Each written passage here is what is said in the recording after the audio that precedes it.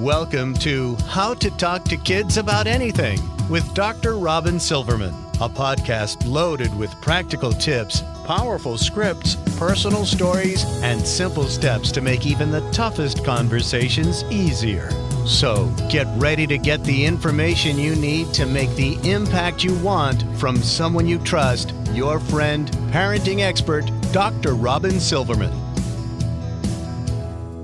Hello and welcome to How to Talk to Kids About Anything, where we give you the tips, scripts, stories, and steps to make even the toughest conversations easier.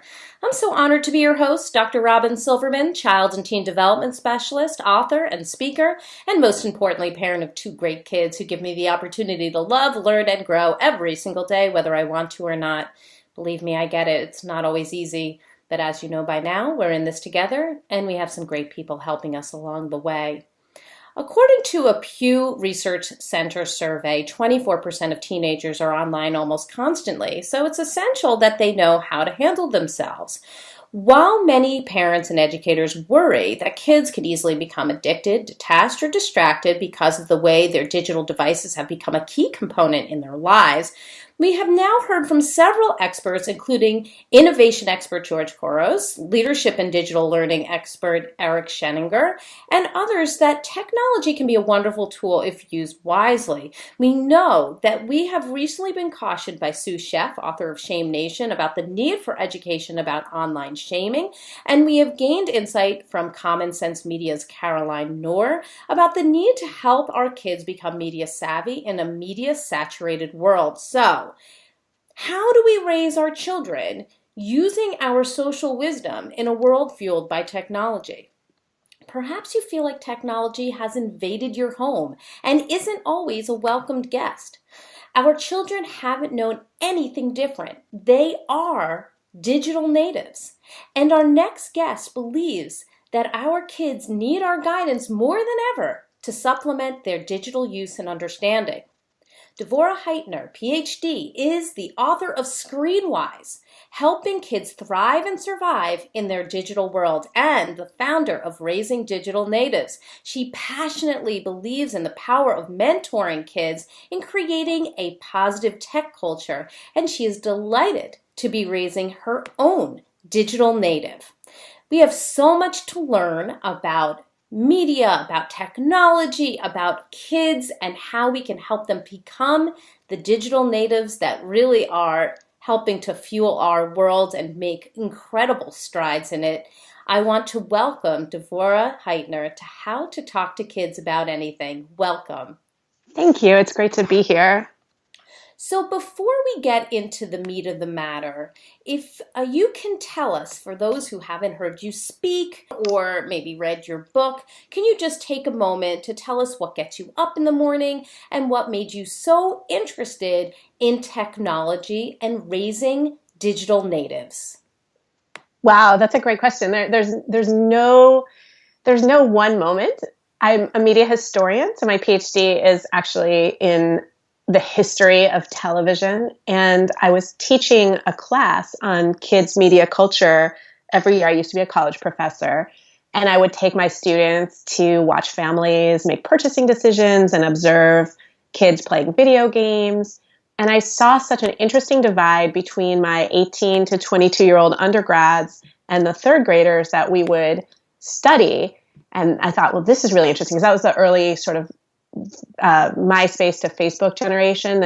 My college students in the sort of 2007 to 2012 era that were just, they'd been on MySpace in high school. They were Facebook kids in college. They were using some other apps socially. They were starting to text and starting to be less responsive to email. And I was learning a lot about kids from those kids. And then I had my own kid in 2009, and my friends were all asking these hard questions about, should I get my kid's Twitter handle now? Should I keep them offline till they're 25?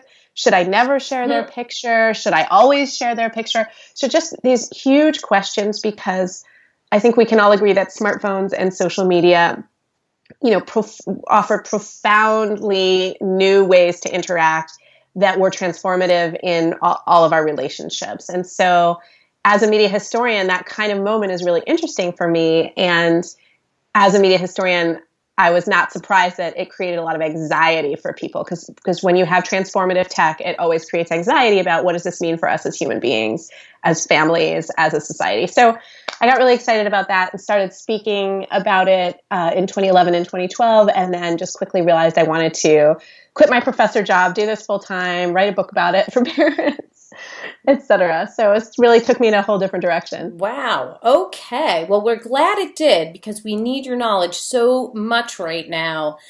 I would like to know, how do you know if your child or when your child is ready for the big milestone, like getting their first phone or getting a social media account?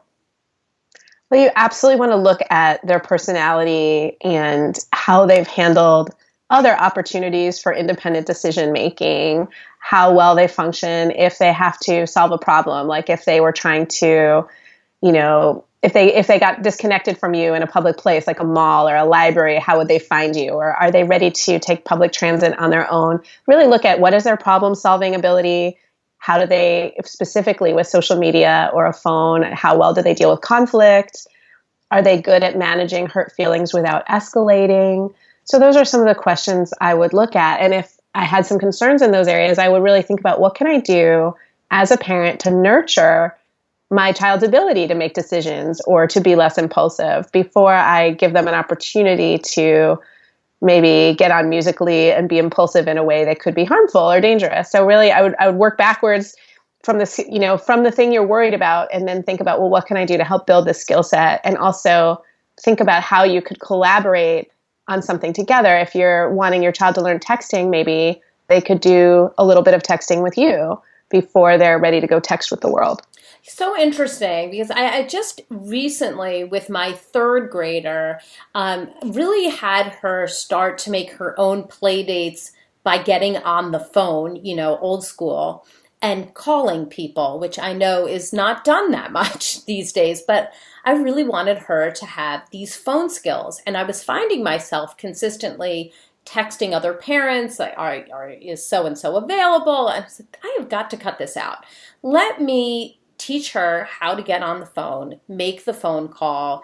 And I wrote out a note for her, which now she knows how to do it, but wrote out the note and exactly how she can say it. And we talked through it and she got used to it. She was really very nervous about it in the beginning, but learned how to do it. But she did it with me first. And I find what you're saying to be completely logical, that we need to help our kids learn how to use this technology first with us, and then they can bring it out into the world. That makes complete sense to me. I like that.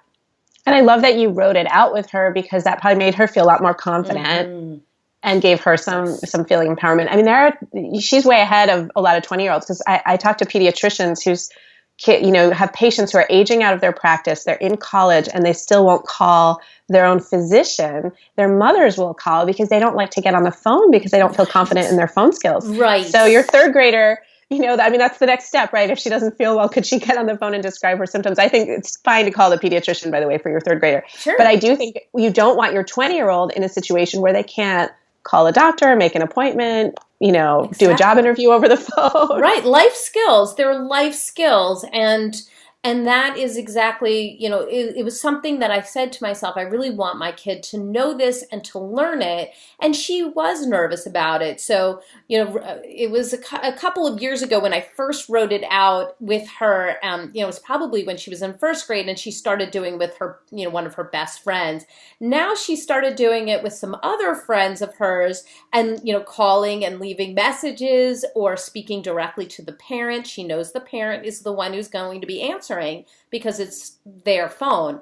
And then what happens now is that parent is having their child call me. So it kind of created more normalcy around having the kids do the calling. So I think it's the same idea that now we're moving into this, this technology area where our younger children are going to become of a certain age to start using technology, and we help them use it wisely and use it in a way that they are confident and know, hopefully, that you would approve of what they were doing as well. Absolutely. So you say that media and social media as well can offer a huge opportunity and potential to those who use it. So how can you set a positive example and a positive tone through your own approach to technology? Well, you can have great boundaries around it and not be afraid to unplug and be unavailable, and to trust that the people in your life who try to reach you will live if they can't reach you at all times. And that's really important, because kids have a lot of connectivity anxiety these days. Once they get to be playing games in public servers or texting or certainly having personal devices, they can get real worried about, oh, if my friend tries to reach me and I don't respond, is she going to get mad? Is he going to be disappointed or upset? So showing them that that's okay, and that human beings can't be 24/7 accessible because we need to sleep and eat and spend face-to-face time with people is really important. And that's something we can easily model for our kids, but we're so anxious about being unreachable, and we're not totally sure that it's okay to to not be reachable. Right. And we get so impatient when we can't connect with people. So that's a huge thing we can do, is model that patience as well when we try to reach someone and they're not available, is even talking that through with a kid and saying, I can say to my son, wow, it would be really great to know if Papa wants to meet us for dinner, but I bet he's interviewing someone right now or in a meeting. So I'm not going to leave him 50 messages because that would be really annoying. I'm just going to trust that he'll get back to us when he can. Right. That makes sense to me. And it's important. It is an important lesson for our kids to learn, because certainly whatever we're doing is the thing that they're most likely to echo. So what are some of the key issues that we need to discuss with our children as they grow up in this digital age? What would you say are maybe 3 or 4 things that we really need to make sure we discuss with our children as they are growing up and probably taking on some new opportunities and privileges around media? Well, there's 3 areas that I really focus on and that I focused on in Screenwise, and they are relationships, how we relate with our teachers, our friends, other family members, our peers, etc. And then reputation, which is how people in the more general public might perceive us, how people would know things about us, our searchability. And then time management, which is how we think about when it's time to stop, whether it's playing Minecraft or texting or turning off Netflix to go to bed. And I think most families find that there's a challenge in at least one of these areas, but many of us have challenges in all 3. Most of us have some relationship challenges that come up via digital. They're not necessarily caused by digital, but we, our phones kind of hold our relationships up to the light.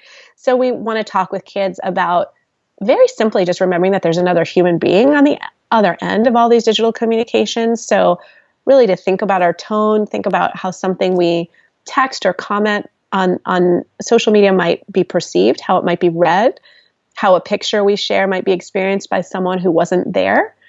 Or even someone who was there, how they might feel about us sharing that picture. So just making choices, always recollecting that these are other human beings that we're communicating with. That's really huge. And that solves a lot of problems right there. Just remembering that. And then also remembering that some things are too important to talk about in digital spaces. And so really maybe parents may want to brainstorm with kids about what are some topics that are so important or so heavy that we don't really text about them. We would call up, or even better yet, talk in person, for example. So, you just said something about that kind of piqued my interest, which is about knowing when it's time to get off. And I'm wondering, in a more even specific sense, like, how do you know when it's important for your child to maybe completely unplug, or is that not even an option these days? I think it's really tough once kids have personal devices, because like the way we relate with our personal devices, it's a little bit like their oxygen tank, or you do see that it's quite difficult to disconnect an adult from his or her device, and a lot of us are sleeping with our phones. So when you tell a teenager, put that away, or taking it out of your room, or you can absolutely do that. And I think there's a lot of good reasons to unplug teenagers and even adults at night, and unplug ourselves at night. But it is challenging, right? But I think we can plan your home space in such a way that when our kids are little, the tech isn't everywhere. We might not want tech to be ubiquitous, even though it's mobile, even though we can carry a lot of tech around with us. So there's no obvious space in our home that's tech-free. We might decide that the kitchen or the dining room table is a tech-free space, or the bedroom, and that's a decision we can make. Right. And we can do things that reinforce that decision. We can decide that our kids are only using connected tech near us. Like for as little kids, you don't really want your kid very far away from you if they're YouTubing or Googling or using connected tech, because it's so unpredictable. So if my kid's going to be far away from me in my home using tech, then I want him to be using a game or an app that's more closed, that's more of a walled garden. Knowing when to stop is not something most kids will get to on their own. Some kids will self-regulate and say, I've had enough TV, or I've had enough Minecraft. But there are kids who would never go to sleep and, would never eat. So those kids are going to need some help planning to self-regulate, whether it's using an external control like an app, or setting a timer, or letting them know what time they need to be done by. Some people absolutely use router level controls and other things, but I would definitely encourage parents to not just give kids a hard limit if that's what you want to do, but also talk with kids about balance and why we want to do other things. And even get from kids what they think a good balance would be. Because a lot of kids at least would have an idea of what they think a balanced day or a weekend day or an evening would look like. So I wouldn't assume that your kids, have no sense of balance, but they may need help enforcing that. Right. Absolutely. Okay, so, I know that it's pretty important to have a time around the dinner table when there's no technology. I mean, when we were little, we made sure the TV was off. Now we have, at our own dinner table, we make sure that we don't have phones at the dinner table, which I think is really important. But everybody's going to have a different rule. Same thing with about the bedroom, like you were saying. In order to ensure that children get a good night's sleep, it could be very challenging to allow phones in their room, certainly after a certain time at night, because they may be more liable to look at their phone at 3 a.m. and then be up because something's happening or somebody said something. So I think people need to come up with their rules in their house. And I like the idea that you're talking about making sure that you strike that situation, that idea now when the children may be younger, so that when they're older, they think to themselves, well, of course we don't have the phone at the dinner table. We never have. Right. And it's a lot easier to do that if you haven't been texting and driving or texting during dinner when they're toddlers and 6-year-olds or whatever, because they are observing us. When I ask elementary school kids, I do workshops all over the country and kids will tell me these tales out of school, but their parents texting and driving. So when I ask parents, do you text and drive? Of course they say no, but their kids are telling a different story. So don't think that your kids don't see you. They right. do. They're absolutely seeing you. Right. Absolutely. You're absolutely right. Okay, so you talk in your book about monitoring versus mentoring. And as a mom of a digital native, what are some of the tips you can give us about making sure that we keep our kids safe while also ensuring that we're not disrespecting their privacy? Absolutely. Well, mentoring is a lot more work than monitoring, but it's also a lot more interesting and rewarding. You're going to get to know more about your kid's world. So asking your child to reflect on what they see, whether it's asking your 3rd grader, do you have any friends who get too angry when they lose in an online game, or asking your middle schooler, do you see boys versus girls behaving maybe differently in a group text or on social media? Getting them, in other words, to observe and share with you their perspective, their expertise, and treating them like their expertise is relevant is really, really helpful. It gets them talking, especially if you ask them more general questions as opposed to, how do you use these things? Asking them, maybe, is there a celebrity whose online presence you admire? And then you can dive into that conversation and talk about, okay, so what do you admire about that person? Or if you want to use an app, how do you see other kids using that app? And what are some of the pitfalls? Like, what could go wrong on that app? As much as possible, we want to be kind of collaborating and co-creating with our kids the solutions and the approaches that we're going to take to tech. So that's not always going to work 100% of the time. Sometimes we just need to draw a hard line as parents and say, you know what, I'm not collaborating with you on my approach to this. This is what's happening. Mm-hmm. But as much as possible, if we can do that, we're going to learn a lot more about their friends. Whereas if we simply monitor, we're going to get a lot of very disconnected data. We may get their texts, for example, but you're not going to know what those things mean. You're not going to know the context. What you are going to learn are some things that are honestly hard to know how to deal with, like that your kids' friends have potty mouths. You're going to learn that your kids' friends know a lot of bad words. What are you prepared to do with that knowledge? Right, sure. And this idea of mentoring, it certainly seems to take a lot more time. And it's not just about being, sort of the example, but actually educating your child, bringing them through different scenarios, talking through certain situations, maybe bringing in things that happened in the news or something you heard about in town. These are all different ways that we can start to mentor our children and ask them, what would you do in this situation? And here are some ways that I've had to deal with this type of situation, or my friends have had to deal with this situation. What do you think about the way they handled it? That Absolutely. way that they get some education around it, but are thinking through it with you, even if they have maybe a different approach to how they would handle it. Right. And mentoring, a lot of it is about repair and some of it is about, sort of the prep. And for example, again, working with kids before they get on social media to think about what things can go wrong, or working with them before they start texting to think about what would you do if someone said something mean about another peer on the group text. So those are great pre-conversations, but it's good to revisit that once you're actually in the situation, because kids need some help repairing. And we shouldn't assume that being a good parent and having mentored well means our kid will never do anything wrong and will never be faced with decision where they go down the wrong road, or they wish they'd handled it differently, because that's a very unrealistic standard, especially given that we're giving kids phones and social media at one of the low points of judgment of all time, which for most kids is middle school, right? It's not, if we look at our own narrative of our judgment, whether it's about fashion or friends or anything else, most of us would not say the high point of our lives was middle school. No, I don't think so. So you have to say, well, it's inevitable that kids will make mistakes. And the good thing is, if they have an open, trusting relationship with you, you can help them, not by, again, getting in the middle of it with them and their friends generally, but by helping them think about, well, what are my options here?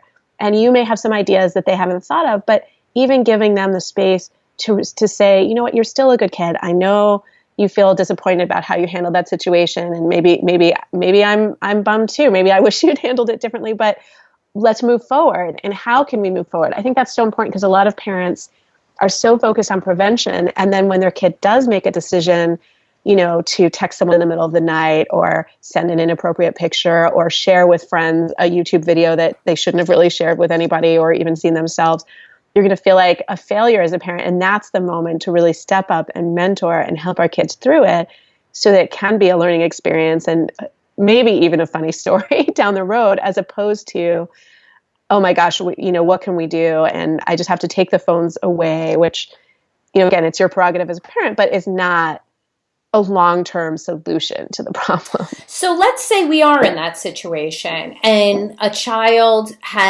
you have talked to them about not using the phone in the middle of the night. You've talked to them about not sending the mean text or the picture that they shouldn't have sent, and they went ahead and did it. So what is the repairing script? What is it that we say to our kids in that situation, so that we don't fly off the handle and say, we've already talked about this. How could you do that? And instead do the thing that is helpful and mentor our child.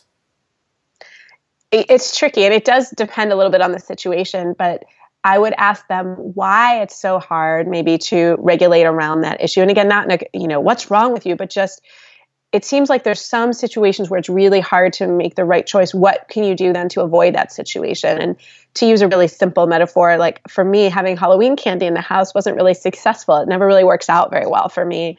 And so I've learned that I can't really have it in the house. So we donated it a couple days later. Mm-hmm. My kid got to keep his, but the oodles that we bought to give away, we got rid of. And I just don't seem to be able to control myself around Halloween candy for whatever reason. And so I just got it out of my house. So I think rather than feel like a failure, right? So maybe if a kid repeatedly is making mistakes on a certain app, maybe they do need to take a few months where they take that app off readily accessible. Either they get rid of the account completely, or maybe they just take that app and put it somewhere where it's less readily accessible. Like if I took Facebook off my phone, if Facebook was distracting me at work, I could take it off my phone. I'm not shutting down my Facebook account. I'm not disappearing from that world, but I'm making it a lot less accessible for regular updates and regular distractions. So doing things like that, and ideally, if the kid can come up with that idea themselves, so it's less of a punitive, but more of a, this is how I'm keeping myself out of hot water. This is how I'm keeping myself from eating so much candy I get sick. If they can come up with, oh, what if I took this app off my phone? Or what if I put my phone on airplane mode when I'm doing homework, right, on their own? That's the ideal. That's not always going to happen. I don't think kids always come up with the perfect solution on their own, but I've seen a lot of kids come up with pretty good ideas for removing a temptation that's distracting. Sometimes it's about blocking someone or cutting off contact with them. If seeing that person's pictures is always going to upset you and they're never sharing any content that makes you happy, maybe you don't want to be following them anymore. It's a very good point. And I saw that you've said something like this before. You actually posted a really great article in the New York Times about rules and how really a lot of the social media rules come from the kids themselves, that they are regulating themselves in many ways. So as an education consultant, what are some of the rules that you find kids are imposing on themselves? And why do you find these rules so dizzying and yet important at the same time? Yeah, and these rules are kids' rules are often very local. So I would say it's not just because one set of kids at a certain age in a certain place imposes these rules on one another. It may vary even from clique to clique in different middle and high schools. But kids have rules about sort of how sexual to be. For example, if they would share a bathing suit picture, and if that would be kind of an acceptable way to be positive and share, or if that would be considered a little too sexy. So some of those limits I find troubling and concerning, actually, because I think there's a way that, for example, girls are slut shaming each other, limiting each other. I don't, as a mother and as a feminist, love that. But it's interesting to know that kids have these ideas and that boys also have ideas about what girls should do, what boys should do, right? Certain kinds of words and language, like some kinds of bad words might be okay, others might be kind of beyond the pale. Some kids may find certain kinds of humor totally inappropriate. Other kids may find that acceptable. So the most important thing is to know what your kid perceives as the rules in their community. Another thing is bragging. Kids talked a lot about what kinds of pictures and posts would be kind of considered bragging or, sort of too much. Right, and I on think vacation or was their house. Yes. Yeah. As adults, we have that too, though. We see people posting and it can feel like too much. I mean, I ask myself that question as someone who has both a professional and a personal presence on social media. If I get a really cool invitation to speak somewhere, do I post that on my personal Facebook? How much is going to be annoying to like my sister or my cousins or, other people are following me only to see cute pictures of my kid and don't really want the blow by blow of my career. Other people might have connected with me because of my career and don't want the cute pictures of my kid. So I think it's really tricky, and kids are trying to manage multiple people. They're trying to impress their friends, but also they know that their friends' parents may look at them. Their coach may be looking at their social media. So they're also trying to navigate that multiplicity. And I think we shouldn't be too harsh with kids when they get it wrong. They're quite harsh with one another. And I would also encourage your child to be less harshly critical of someone who may come across the wrong way, but instead try to be understanding, and if it's a close friend, if they have advice for them or other things, that might be helpful. But I think we don't want to over-focus on kids, keeping each other in line as much as kids protecting their own tender hearts. If you have a friend who in the group text is making you feel bad every night, you absolutely have to talk with them or disconnect from them. I mean, those are the options, right? You can't continue to just go back to places that make you feel bad. I think it's really okay for kids to know that it's okay to not be part of everything. And if something is making you feel wretched, stand up for yourself. And whether that's by getting out of the conversation or confronting the person kind of depends on their relative importance to you. But I think it's okay for our kids to know that they don't have to just take it. So a lot of kids feel like they're really stuck in these conversations. Right, absolutely. So what would you do if you are in a situation where you have your own rules, but you find that your child goes over to other people's houses and they have different rules? So what is it that you can do about that? Is there something to do, or are we supposed to just leave it?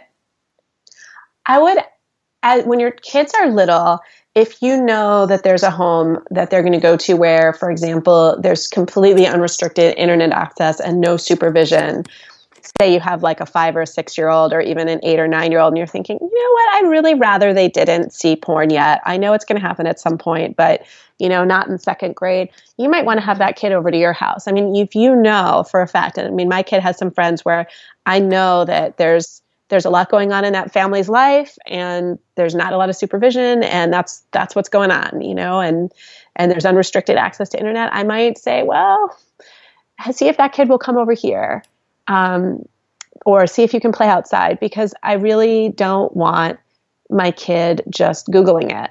And I think that's really important to me. Now, if you can have that conversation with the other family, that's tricky. And sometimes things will happen on your watch that you'll have to disclose to another family too. As kids get older, you can say to them, you know what, sweetie, I don't want you to play Grand Theft Auto, but I know your friend also has, Mario. Can you play that when you go over there? So you can hope that your kid will make the right choice, knowing that there's some peer pressure and decide, can I live with it? Maybe if your kid is 12, you don't want them maybe playing Grand Theft Auto, but you don't feel like you can't live with it. If it happened, you could move through that. But maybe you'd feel differently if your kid was 7. So sure. Yeah, no kidding. I think it's really important to just decide what's my bottom line, like what are the things I absolutely can't abide, and then knowing that your child and know your child. Some kids are very assertive and will set really great limits based on your family's values, even in another kid's house. Other kids are more shy or just less apt to assert themselves that way.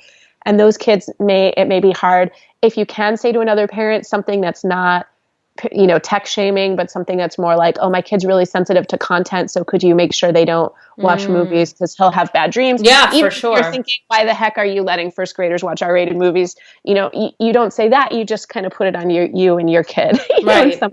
Right. No, good point. My daughter she gets terrible nightmares from movies, and so do I, to be honest. So yeah, I prefer not to watch them as well. Okay, so tech shaming, I've never even heard that term before. Tech shaming, that's like making sure that you're not saying mean things about the way other people use tech in their world. Is that what that is? Exactly. And actually, I'll call out my friend Alexandra Samuel, who writes really great stuff about both tech and efficiency and also tech and kids with special needs. So check her out on Twitter. But she talks about techno-shaming in an Atlantic article. And one of the things that I see is that parents are so techno-shamed by whatever they've heard from their pediatrician at some point, or whatever their mother-in-law said to them that one time, or that one time they did let their kid on the phone in the restaurant and some other family, eyeballed them and gave them the look of like, and maybe wrote a blog post about them and took their picture. Oh gosh. Wow. But you do see blog posts about, that other family at the restaurant. Yes. And every once in a while I thought, well, was that me that one time we were at McDonald's? It wasn't really like my top day of parenting ever. So I think when we techno-shame within communities and when we judge other people, we're shutting down the conversation. And then it's making it hard when our kids are all in the digital sandbox together.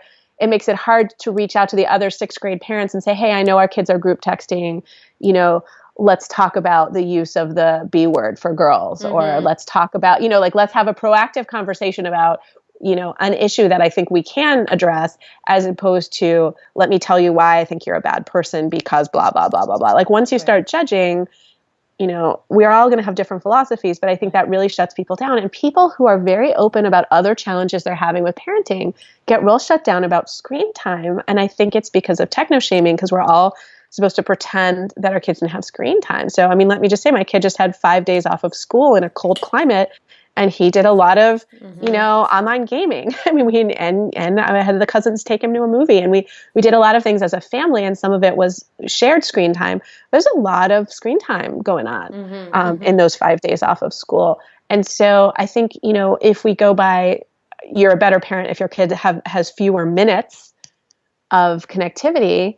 A lot of us may then feel very shut down and like we can't even talk about, well, what is our kid doing on there? And I want to get to the conversation about quality. What are our kids doing on there? What's their experience like? Is it enhancing their friendships? Is it enhancing their collaborative skills? Is it fun for them? Is it a creative outlet, or is it a bummer? Is it driving them crazy? Is it stressing them and making them feel anxious? And those are the conversations I want to have. And we can't have those if I know that other parents are already looking down on me because my kid got 90 minutes of screen time yesterday while he was off of school or whatever. So once we start shaming, the walls come down. So what, you mentioned all these positive things that can come from technology. So what are we really hoping our kids are doing with technology that is going to light their fire, is going to be a great advantage to them? What are we hoping for?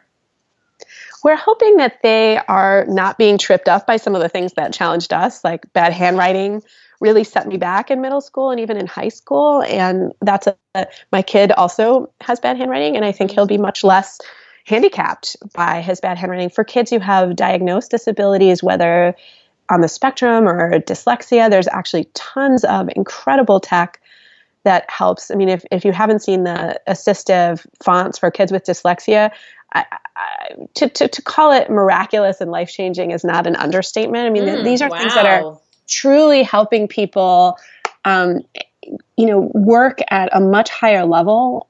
So all of us, I think, our superpowers are enhanced by tech in some ways. My parenting is enhanced by tech just by the fact that I can keep a joint digital calendar with my husband. I can't imagine how we could have had the jobs we have and the lives we have without. I mean, I know people did. Right? I know people were two working parents and, before there was digital calendar sharing, but I truly think our lives would have been more stressful and more taxed, and that our kid might have been waiting once or twice at daycare with them calling both of us frantically, like, where the heck are you? Without a shared digital calendar. Right, so, I mean, I just feel like just tools like that we discount, that we take for granted, make our lives better. Can our kids be distracted? Can we all lose sleep to Netflix binges? Are there downsides? Absolutely. That is an important thing. I actually would like to talk about that, because I think the scripting is important here. If we find that our child is distracted, that they aren't finishing their homework, that they seem like they're having more than one conversation at a time, they just aren't all there because maybe the digital world is more interesting or important to them, or it's the immediate thing that's right then and there, instead of what's happening in the kitchen or the car or the dinner table. What would you say to that child? What would you do if that child was in front of you right now? What is the conversation we would need to have if they are consistently distracted by media? Well, I would definitely stay off the moral high ground and talk about my own distraction and how, in order to write my 2 books, I had to turn off the Wi-Fi to get them done, and that I'd still be writing Screenwise if I hadn't turned off the Wi-Fi. It's a very good point. Important. Very good point. So, and I would really talk about, these are some hacks I came up with. Like, I had a minimum word count. I turned off my Wi-Fi every day till I reached that word count. Then sometimes in the afternoon, I would go through another period with no Wi-Fi where I wouldn't allow myself a snack until I had a certain word count. Mm-hmm. So, what are the hacks that work for our kids? Certainly teaching our kids that double screening is not effective. So if I'm sitting down to watch my favorite show and I also have my phone out and I'm also texting, I'm communicating something with my kid. Again, most kids will need help coming up with things to help them focus on homework. Sometimes parents are printing out worksheets and reading. There are some questions about whether any of us can really read online as well as we read print. So I'm agnostic. The studies are not conclusive, but in the meantime, if your kid seems to do better reading in print, being able to write on the page, they may need to print out or buy textbooks. So that's something to look at with them. If they have multiple tabs open and they're toggling, they may believe that they're multitasking, but they probably are more like actually switching, and that's cognitively draining and tiring. Mm-hmm. So really talk to them too about what is a good brain break. for me, some yoga is a good brain break, some breathing. For them, it might be bouncing a ball or going outside and running around the block. But for most of us, toggling between different windows is not a good brain break. This is important to know, because it is something that we do ourselves often. And so it's not surprising that our children are also possibly having trouble in that same area. What about for the child? And this is, I think a fear for many children. You certainly talk about it in Screenwise. If a child seems like they're using tech to kind of escape, that they are detached a lot of the time, they seem like their friendships are not developing, or they're not maintaining the friendships they once had.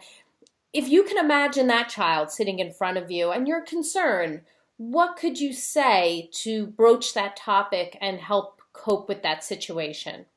Well, I might actually ask the child if they would consider being in therapy. If I really thought, for example, that depression was a root cause, or social anxiety was a root cause of, especially a kid who, the kid who's more of an introvert but has the one or two good friends that they really enjoy is not the kid I'm worried about if they seem happy and that's been a long time situation. The kid who's actively pulling away from friends, or has kind of lost their friend group and hasn't found a new friend group, those kids I'm more concerned about. And if they are using tech to isolate, ongoing. And I would make sure that it's not just from you, because the kid who uses texting because they don't really want to deal with you, that may be a relationship issue with you. And to some degree, that also sounds like development in adolescence. Like, I'm not saying the kid who will never talk to you, that's maybe an issue, but the kid who wants some space from mom or dad is not necessarily in some kind of developmental trouble or emotional trouble. That's pretty typical as kids mature. But the kid who wants space from everyone, the kid who's not seeing anyone face to face, that's concerning. And so, would they consider doing therapy? Would they consider, joining a youth group and doing that unplugged? Getting into a new social space that gives them a new opportunity. I would, again, give them as many options as possible. I had one mom who was very concerned. Her kid wrote fan fiction all the time, which I think kids writing fan fiction is great and it's part of a community. But she felt like I was really taking over, and this kid's fan fiction community was her whole life. And so she made a plan with her daughter where she had to do a couple of things that were totally unplugged, like take a dance class and I think be part of like her synagogue youth group, and that to kind of balance out some of the fan time. Right, so right. She some kind of balance. Outrule the fan time because she felt like there was some of it that was positive, but that just she felt like it was taking over. But she was open with her daughter too that she was worried that this was taking over, and she needed to see her kids show her some evidence that she had some other aspects of her life. Good point. And I think it's important for kids to realize that we're here because we care and we want to know about that world. But it's also a message to parents to say, show an interest in that world, even if you don't understand it. Maybe the question is, let me in, show me what it is that you're doing so that I understand it more. And then you may not be as concerned as you once were. Absolutely. And I think some of the teen shows, this kid was a fan. She was writing about a show called The Fosters, which is a very sort of soapy, wonderful teen show that I love. Mm-hmm. Definitely wouldn't be maybe like a lower middle grade show, but certainly with high school kids, they know about a lot of those issues. But just for parents who are listening, that kids do drink and have sex and other things, so you might not want to watch it with your fourth grader. But it is a really compelling show. There's a lot of great parenting on the show. The parents really stand up for their kids on the show, which is great because we see so many horrible media examples like 13 Reasons Why, where the parents are clueless and the counselor's out to lunch and the adults are just idiots. Mm-hmm. And so I love to see a show like The Fosters where the adults are real and stand up for their kids and show up for their kids, and you see them worrying at night over their kids. So the parents come through a lot better on the show. So anyway, this kid was a big fan of that show. So the mom watched the show with her so that she could relate to some of her interests. And I think if you can have a show or something that gives you a nice shared context with your kids, I think that's really helpful. And I will admit, in my family, my husband has a lot more shared taste culture with my kid, whose taste runs a lot toward the Star Wars and the Marvel. Mm-hmm. And I find it harder. Yeah. I tried to watch Thor with him this weekend. I didn't make it through the whole thing. My husband did. But okay, that's good. At least one of us is there with some of those texts. And there are other contexts like the books we read at night that we're all involved with. But I think having some shared texts, there's also a podcast that we listen to together as a family. And I think podcasts are great with kids. If you want your kid to be part of a great story, but you want to reduce screen time, try a podcast. I'd really advocate for them. Oh, well, thank you. Awesome. Parenting podcasts are great for parents. Kids podcasts are great for kids. But I think that having some of those shared context is just great, because then it's like you can talk about, what do you think of the decision the siblings made not to tell on their sibling who got drunk at the party on the Fosters, versus it's always about you and what would you do if you saw someone drinking at a party. And then your kid is under the microscope and feels like she has to lie, or knows that there's a right and a wrong answer. I think getting into it with a show where it's outside of your reality is really a great space to open up conversations. Yes, a wonderful springboard for discussion. That's a great idea.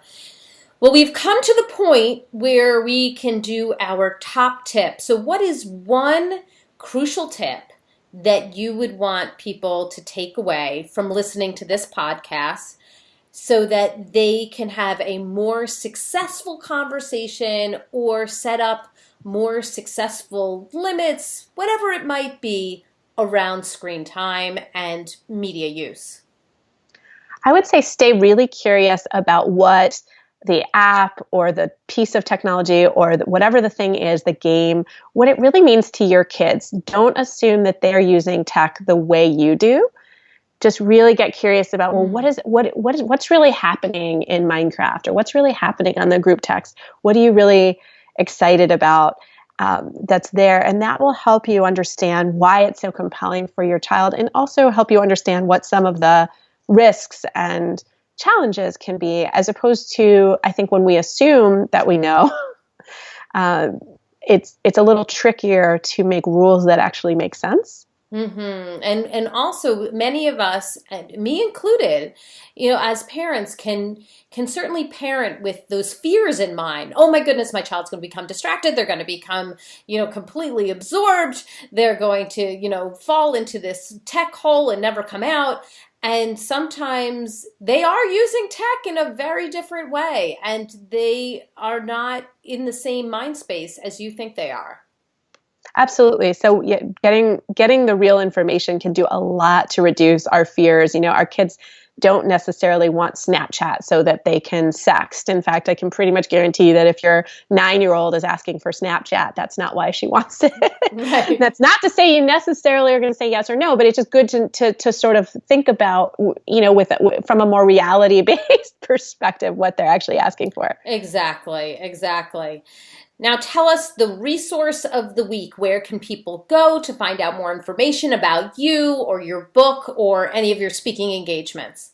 Absolutely. Well, my website is Grand Central for all of that. So I would say just go to raisingdigitalnatives.com, and there you'll find access to all my social handles and my book. And if you want to jump on my mailing list, that's there. So all of the things are there. And then I teach classes as well. So I'm just starting to do that.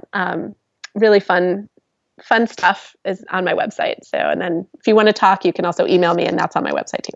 Awesome. Well, I just want to thank you so very much, Devorah Heitner. Thank you so much for joining us today. I think you provide such a positive way of looking at screen time and at media use that we need to talk about.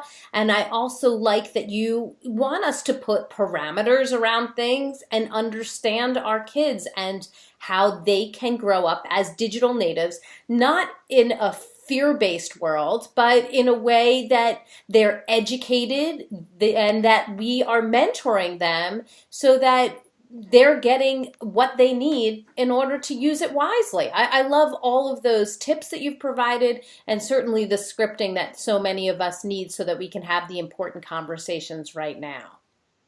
Thanks so much. It's really fun talking with you about this. And I love the idea that you've shared about helping write out some notes for a phone call. I'm going to share that with parents, because a lot of kids are super nervous about phone call skills, and people still need to know how to use the phone. It's one of the things I advise people to do in Screenwise, but I don't think I suggested that they write it out. So I'm going to share that around. Thank you. Well, thank you. They're on sticky notes, and it's inside of a cabinet right now.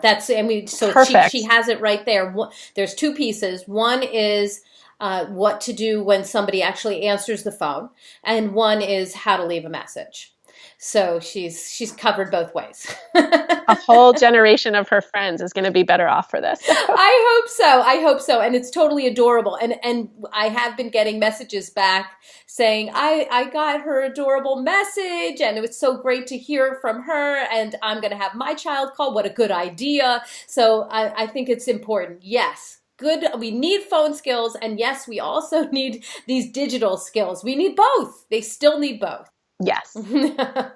Well, I've got my takeaways, and sweet friends, I know you have yours. Let's discuss them. Come up on Facebook. Let's go to drrobynsilverman.com, or we can go to the Dr. Robyn Silverman page on Facebook. Let's chat about it.